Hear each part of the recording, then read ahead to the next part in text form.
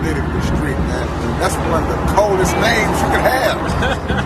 Because we out here in these streets, but these politics is trickling down, so it's all intertwined, man. So we got to figure out how to work it the way we work. So shout out to politically street. All right, welcome to another edition of Politically Street, where we are politically street at all times. We don't, this is not a political or candidate endorsing podcast. We're just here to get information. We're also here to spotlight community leaders and give out positive information. So with that being said, welcome to another edition with my good friend, Brother Brian Jasper, newly elected Grand Master. Thank you. Yeah, no, it is. This is live, but we good though. We're gonna be all right this way. Yeah, man. It's So, politically street. So. totally rookie. So this is definitely politically street. While we live, I don't want any more interruptions, so let me make sure my phone is off. So I do apologize, big brother. No, you good, man. But yes, sir. Newly elected Grand Master of Most Worshipful Abraham Grand Lodge, right here in Houston, Texas. Founded in 1974, November 23rd, actually. 1974. So we have a little bit under 50 years of history. Wow. Yeah, in our organization, we've only had 4 leaders of our organizations, and in the Masonic community, we're called Grand Masters. So there's only been 4 Grand Masters actually in the history. Wow. In our little under 50-year history. So, Gotcha. Love Houston. Very proud to be an organizational staple in the community. It's exciting. Let's back up real quick. So usually what I do, I like to get a history of people, so everybody can know that we're all regular people, but we're doing astounding things, right? Right. So where'd you grow up at? Single parent household? How'd you grow up? Where'd you grow up at? Yes, sir. So I grew up in 5th Ward, right off of Liberty Road. Okay. Shout out to Nick. Shout out to the Nick of Liberty. But yes, sir. I grew right up in 5th Ward, right off of Liberty Road. Single parent household. My mom worked hard. She was a LVN nurse. So she worked hard to take care of me. I was a single child until I was about 11 to 12 years old. Okay. Then my little brothers came along. Gotcha. And then I started to really found my roots in maturity, because a lot of times with my mom working and being a nurse, if you know that, if you're in the medical community, a lot of times you have doubles and shifts, situations that you can't control. So you may be scheduled to get off at one time, but that doesn't always happen. So I kind of had to be the man of my house at an early age, with my little brothers and picking up what my mom couldn't, and taking care of my little brothers. So. But yeah, right in 5th Ward, right off of Liberty Road. I actually went to Langston. Okay. Langston Elementary. People don't know what Langston is anymore. It's not even a school anymore. It's not even a school right there off of 59 anymore. But then I went to E.O. Smith. Okay. And graduated from E.O. Smith as what we call middle school here in Houston. Middle school. Right. So then after leaving, after there and finishing at E.O. Smith, where I played football and basketball, I went on to Hastings High School. It's on the southwest side. Me and my mom, we uprooted, to try to do something better for us and get us a different chance and opportunity on the southwest side of Houston at the time. Okay. In that time in the late '90s, it was something that was just starting to form here in Houston. So going out to the A-Leaf area in southwest side of Houston, and ended up graduating from Hastings High School. So, Gotcha. Okay. So did you attend college or anything, or?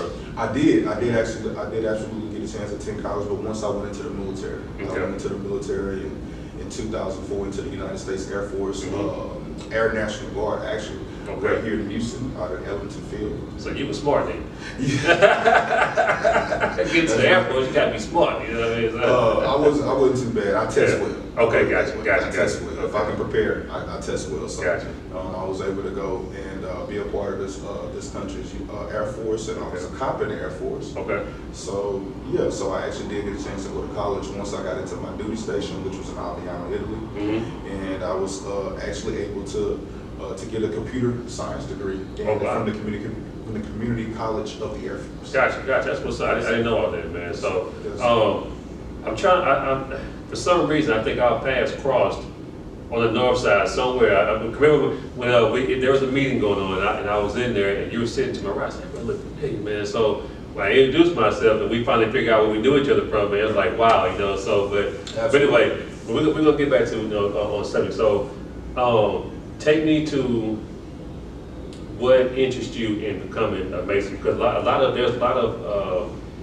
urban myths out there about what Masonry is and this and that. You know what I mean? And so, everybody gets it for different reasons. You know what I mean? So tell me what it was that attracted you to that organization. It was my legacy and my lineage. I actually had Masons in my family prior to me. Not my father, but my grandfather, Bernard Garrett Sr. on my mother's side was a Master Mason. My grandmother, Sally Garrett, did a great job of being a custodian of things that he left behind that were Masonic. Wow. So at a very young age, I was able to read some of those things and just kind of see what my grandfather was into. And also, that was something that was on his gravestone as well. Gotcha. That he was a Mason, so that's something I saw as well. So very important to him, and that always sparked my interest moving forward. And that's what really it did, just wanting to carry on something that my grandmother taught me that was very important to my grandfather. And him being a patriarch of our family and being as strong as he was, it was something that I wanted to continue and moving forward and continue that example. Gotcha. And we actually share a similar story. My grandfather was actually a Mason in Liberty, Texas and whatnot, and so I didn't know it until the organization attracted me as well. You know what I mean? As far as getting involved, so my mom told me, "Yeah, your grandfather was." I'm like, "I didn't know he was a Mason. You didn't tell me that, Mom." You know what I mean? And so I didn't know that until I was 22 years old. You know what I mean? And so, all right. So after the process of getting involved and getting in, how did being in this organization change you, or your, I guess even mindset? Did it change your mindset as being involved? Because they say it's faith, hope, and charity. I know charity is one of the main things, man. So how did it change your mindset? When I became a Mason, I was a very young man. Like I said, I was in the military, serving in Albion, Italy. And at the time, I was 20 years old. So the brothers that I came into Masonry with were already friends of mine. I didn't know they were Masons at the beginning. Right. That's how they kept that from me. Yeah. So we were just on base and on different duty posts, and we would see each other in and around the base, being in a foreign country. And we just developed a friendship. And later they told me that they were Masons. So how I got into it was a family atmosphere from the very get-go. So what that taught me as a young man is how to have foundational things present, how important a strong foundation in whatever you're starting to do is very important. Okay. So that's what it taught me at an early age. The family aspect, the aspect of being together and being real brothers, and that's how it changed my perception, or actually added on the perception that I already had coming from where I came from. It just added to that, and also being a young family man myself, just getting married, just starting to my wife was pregnant at the time with my first son. So all those things really initially added to who I was. Gotcha. So I'm gonna jump into something. It's kind of near and dear to my heart because to me, this organization is so powerful, but it's so fragmented. Facts. And what I've noticed in my walk, I don't speak for myself, is that seeing the divide between, first of all, in our affiliation, and then we have another affiliation as well, which we're gonna get into all that. But what do you think it is why we haven't come together and work in another capacity? Because like this, let's say if it's 10,000 Master Mason stars in Houston, and we get behind a certain, like let's say you want to run for president. Right. You know what I mean? And so we didn't know what to say, hey, let's get behind Grand Master Jasper, we want to do this, let's get behind it. But by this person like this person, that person like that person, so it twinkles down. What do you think it is, and how can we remedy this situation, this issue, man? Because I'm really tired of seeing it, you know what I mean? It's, man, great bro, it's very funny that you were talking that we're talking about this, because yesterday we had our joint meeting in my organization, the very first meeting of the year, and one thing I was talking about is, in order for something like that and I call that's an illness in our organization. Fact. It's a disease because it's a mindset. And Talk about mindset. the great thing about a mindset, though, is mindsets can be set and mindsets can be changed. So that's the great thing. Now, the whole thing is the reason why we have those type of issues persisting when we have those fragmented, especially like in our group and other groups as well, like we said, we'll get into later. But the fragmenting comes from not having the proper reverence for what masonry as a craft is all about. So, and that comes from you joining the organization for different reasons. You joined for me. You was just talking about the reasons why we joined had to do with legacy, things that our grandfather had passed on, and we want to continue that. But other people join the organization for different reasons. Right. So when you join an organization for a reason, say for instance, you know, this, like you said, there's a lot of myths out there. Well, I believe that if I become a Mason or I become an Eastern Star, when I get pulled over by popos here in Houston, they're not gonna, harass me. They're not gonna give me a ticket because they see I'm a Mason and they're a Mason. So you have those myths out there why people, feel like that would be advantageous to them, for whatever reason. So you have different reasons, but in my opinion, the proper reasoning and reverence behind joining an organization should be there. And when I say reverence, it's about just having respect for what the craft means. And our craft boils down to recognition. Check. Gotcha. All right. Period. The reasons, I think, is like I said, there's the reasons why people get into the organization. You know what I mean? And so, in the remedy that we have to figure out, we have to really apply what we're learning in this organization. So that's basically what you're saying. That's it. Absolutely. Absolutely. That's what I'm saying. And really understanding again why you are what operatively as Masons, what you represent.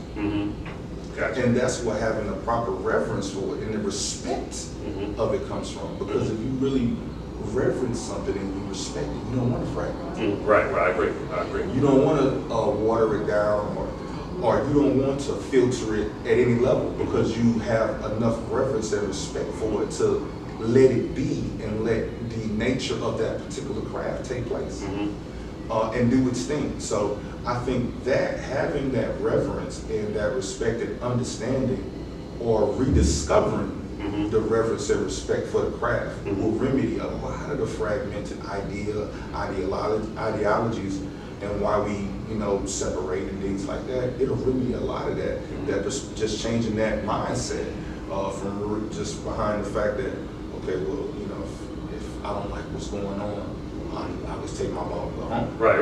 It's something different. But if you have the proper respect and reverence for the craft, that perception cannot be. Right. It doesn't allow for that perspective to be. Gotcha. So let's move forward. I just say, first of all, I'm proud of you, man. You just reached one of the highest levels in masonry as you could be. You know what I mean? So take me back to when you decided you wanted to run. I mean, for the seat, and how's it going down for you as moving forward? Absolutely. I want to say that, well, this is the thing. So first of all, thank you, bro. For congratulations. Yeah. But I believe that the greatest title I ever had, though, and I tell people this all the time, this is not cliche, it's really brother. Because I feel like if you get caught up in the MW, and you get caught up in the Grand Master, that those titles don't allow you to really be a brother. That's real. So the greatest title I ever had, look, I feel like I'm not shy about my accomplishments. If you know me, you know I'm not shy about telling you what I've had the opportunity to do in this organization. However, I feel like it could be easily another illness or disease in this organization to be too caught up the ego in your title, in your ego. And I think that going in the transition to the question that you asked me about when did I decide that I wanted to run for Grand Mastership and be a Grand Master, is that I would say it wasn't my decision wholly. There's one of my mentors told me, this guy works so ransom prayer. Like he said, you don't run for a position, the position seeks you. Facts. But then like, I had to pin that real quick. That's perfect because that's exactly what happened. Gotcha. I had brothers in my jurisdiction that were leaders already that were titles that we call worshipful masters in my jurisdiction, the men leaders of my jurisdiction and my organization come to me and tell me what their desire was. Is that desire was to see me lead, and for my vision and my leadership to be for them to have my leadership and my vision to be on showcase as the Grand Master in that title. So that started happening, I would say, 2017. Okay, wow. Almost, almost 4 years now. When I truly started to feel like that I was at a point in my life as a man, in my household, and everything else, to where I could actually contribute and give to another man. Check. Because he could look at my life and say, okay, I see that application. Check. I see what he's telling me. He's actually doing that in his life as well. So it wasn't until 4 years ago. I've been a Mason since 2004, but it wasn't until 4 years ago that I really felt like I was at the space in my life where I could actually contribute to another man and lead at that level. Gotcha. Okay. So you mentioned the affiliation and what you your Grand Lodge and whatnot. Yes, sir. What are some of the things moving forward with Abraham Grand Lodge is about to do as far as community work or anything like that? I like to give everybody a platform to say, this is who we are, this is what we do, this is what we're going to focus on, and then move forward. Absolutely. My jurisdiction, Abraham Grand Lodge, and our sister Grand Chapter, Queen Elizabeth Grand Chapter, our focus this year is just focusing on rebuilding our foundation. Okay. And that comes with a lot of work. It does. So that's what that's what we're looking forward to do. We're looking forward to the labor of love of rebuilding our foundation. That's poured into our people on 3 very simple points, and this is probably something in every organization. You have aspects of these points if it's a successful organization, and that's education, charity, fundraising, your people. So if you have those, I said 4 main points, is something that we feel like this year we're really going to be impactful with having charity, which means being active in the community. This past November 2020, we fed over 500 families. Oh, wow. Absolutely, for over Thanksgiving with turkeys and sides and stuffing, with stuffing and sides and things of that nature for. You know what, you guys do that, I have to cut you off, you do that every year. Every single, this is actually the 20th year. Right. In 2020 that we actually did. I came out to one of you guys' event. It was on the south side. I think I was out on Reed Road. Yes, sir. Yes, I remember that, man. Yeah. So yes, wow, sir. man. Okay. So this past year we did it at Fifth Ward at the Fifth Ward Community Center. Okay. We were so gracious to that staff in the city of Houston, allowing us to use that facility, to give back to the community. And like you said, this is something that we've done consistently for 20 years. Wow. So throughout this year, thank you. Throughout for the rest of the year, we have things that we have going on. For instance, during June, during our St. John's weekend, we give out box fans. The last time we gave out 600 box fans to the community. Wow. But we mix it up. Like you saw us on the south side of the community a couple of years ago when we were doing the turkeys. We've done it on the north side. We've done it in the Fifth Ward community. We've done it in the Third Ward community.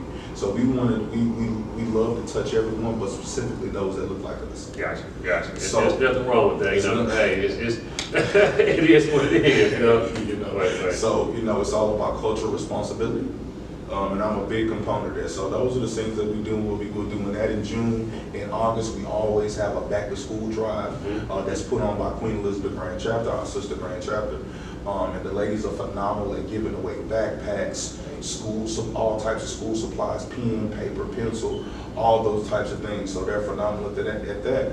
And we go, and then that takes us on into Thanksgiving again when we do our turkey drive. Okay. So we have about 3 or 4 things throughout the year that we do on a major scale as a jurisdiction, but it's impressed upon every single subordinate chapter and subordinate lodge under our umbrella as Abraham Grand Lodge. Yeah, moving as a unit. That's right, and on a monthly basis, they're attaching and touching their communities as well. That's something that we talked about. That it's not a situation where you're waiting for the grand body to do something. This is what you should be doing in your local communities and your families as well.